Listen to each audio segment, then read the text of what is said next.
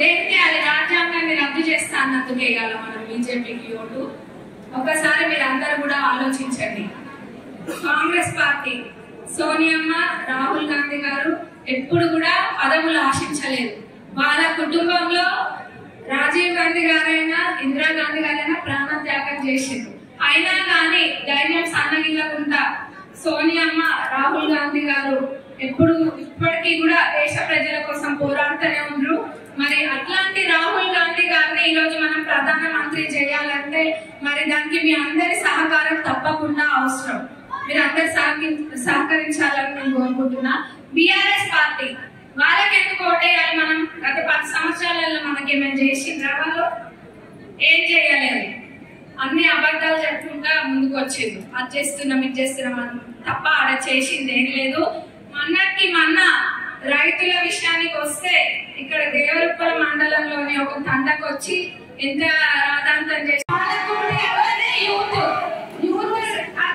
ఈసారి మనం చూపించాలి. మనం పాలకుర్తి అంటే మరి అదే మా పాలకుర్తి యూత్ అంటే అక్క తప్పకుండా మీకు మెజారిటీ వస్తుంది మా దగ్గర మీరు చూడండి. అక్క చెల్లెలు లెక్క మీకు పని చేసి పెట్టాం అని నేను చెప్తున్నా. తప్పకుండా ఏమన్నా అక్క మాకు ఫండ్స్ పట్టు జరగదు. మేము మెజారిటీ వేస్తే మమ్మల్ని దృష్టిలో పెట్టాలి.